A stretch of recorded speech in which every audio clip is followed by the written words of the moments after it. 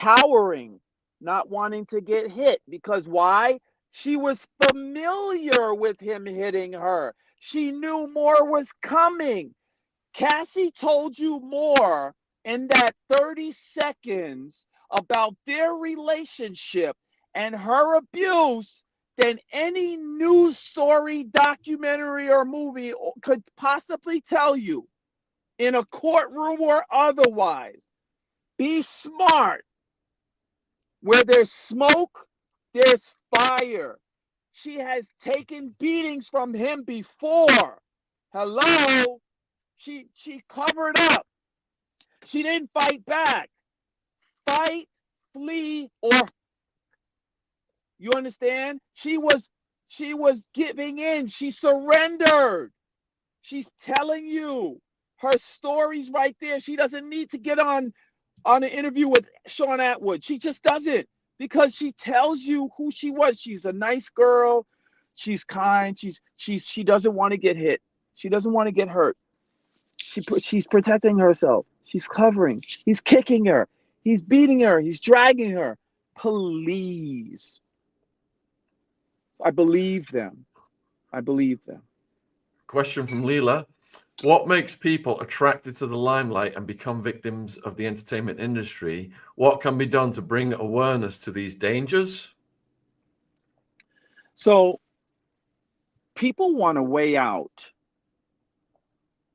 People think that the celebrity mess and the partying and the people want a way out. They don't want to. So you have people that are part of the ingredients of life, the infrastructure, civil service workers. Um, God bless them. Thank you for your service. The military keeps us protected, right? They keep us protected. Um, yes, police enforcement, because if we didn't have police around, it'd be helter skelter around here, right? Probably in every neighborhood, because people don't know how to cooperate by nature. We fight each other. We have domestic issues. There's nobody out here to play judge and jury. So we need civil service workers. We need people to collect our garbage by the day. We need cooks because we don't know how. Not everybody, right?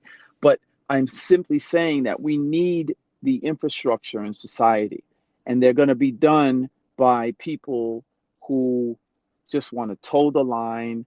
They don't want to be celebrities. They just want to pay their bills. And they want to get retired, and they want to live happily ever after. They just want to serve. I get it. And then there are other people who are extraordinary, who are very gifted, right?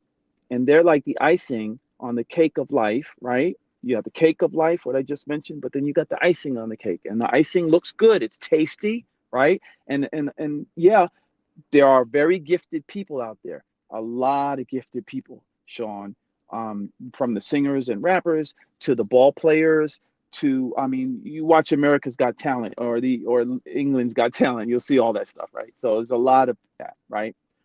So, and they're worthy. They're worthy of getting attention, of making money, of getting their due, their blessings. And then you got the people in the middle, and you got a choice. You either are attracted to um, the gloss in life and the glitz, or you are attracted to your life's purpose. And your life's purpose may not be to be popular, but by default of you being a hell of a dentist, that makes people feel amazing when they come to your office with great bedside manners, etc. Because of who you are, people want you. They love you. They come back to you. You are the star of their story. But by default of you being an amazing dentist, now some news story wants to do a profile on you. So you got your 15 minutes of fame. No, you don't have to go out there dancing. You don't have to go out there flossing. You don't have to do music videos. You're happy and content with being a dentist. There's nothing wrong with that. There's everything wrong with you wanting to hack life and get to a space hypothetical, get to a space that's hypothetical, that's empty, that's shallow, that doesn't have substance, that won't sustain, right? And those things are they're known to be um, a waste of time. They're known to be a quick lottery ticket, right? A quick lottery ticket that does not give you an answer. They doesn't give you substance that you can live off of, that you can feed your, that has legacy. It doesn't. All, and I said this earlier, Shaun, master your craft. If you want to be in entertainment, understand the full of entertainment, understand behind the scenes, understand, get your niche market. Just don't say, oh, I want to be rich. But forget that. If you like money, go work at the treasury. Learn about money, learn how to make money. Get, if you like money, you like the feel of paper. If you like sports, get into the sports, understand sports. Don't just be a football player or a basketball player. Understand the business of sports. Understand these things. Master it is. If you have an interest in a certain thing, it's fine. You can have that. You can get that. You can be a dancer, but study it, be 10 toes down, master that craft, and then let the results of that, the evidence of that show. You're going to get the spotlight on you for a moment or for a lifetime. But that's all going to be based on how much you master your craft, right? The people like Stevie Wonder or the Denzel Washingtons, they've mastered their craft. The people like the Celine Dion's, uh, they've mastered their craft. And so they're always going to be good. So master your craft. You're going to be good. You're going to be good, but you have to do it at some point. Like, oh, there's a bamboo tree metaphor. You plant a seed for a bamboo tree. You're never going to see it sprout until years. But you have to water it every day. And the day you stop watering it, it's the day it dies. But 5 years in a day, it starts sprouting. Now you got a bamboo tree that's growing, but for 5 years you watered it every day. You have to look at life that way. You have to be consistent and persistent, right? You have to have an actionable plan. Have daily agendas that lead up to monthly or weekly or monthly or yearly goals, and then those yearly goals should reach up to your purpose and your life's purpose. And somewhere in there is what we call the dash. And that's the substance of life. That's the juice of life. And that's what people gravitate towards, folks. They want real things.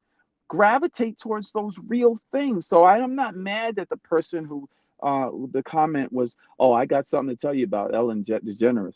But have be 10 toes down in what it is, master your craft, and you'll hit pay dirt. Let me tell you about Ellen DeGeneres. And this is my problem with Ellen. Ellen fortified Diddy's career. She elevated Shaun Combs and put him on stage over and over again for the world to see. By nature of you doing that, Ellen, you have ushered in millions and millions of people into the Diddy ecosystem. Not only that, you've given him millions and millions of dollars by you ushering him. So I don't have a problem with that. But Ellen, you know what my problem is? When you saw Cassie being beaten up on the floor of the hotel room, you zipped your lips. You made whatever excuse you did. So we need to be accountable, folks. We can't amplify someone and raise them up on a pedestal and give them all of the money and the power and the notoriety. And then when they do foul, that's not a foul ball, guys. That's a deal breaker. What he did to Cassie is a deal breaker. So Ellen should have used her same platform to put out a decree and say, folks, I made a mistake. Look, Oprah did it. Let me tell you how Oprah did it. Oprah brought a guy named James Frey onto her show. He wrote a book called A Million Little Pieces, and he lied. She made him come back on the show, and she denounced him. She had to, because she told millions of people and responsible for millions of sales. Today, Ellen could have gone on her social media and say, folks, I was wrong. I made a mistake.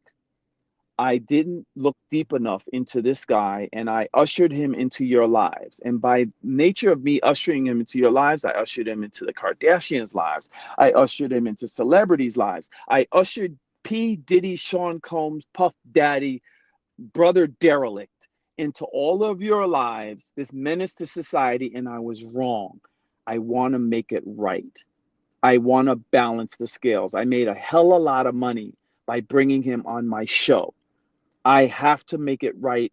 For my conscience, I have to make it right. And I have to serve you like I served you for so many years. Ellen had done a lot of good.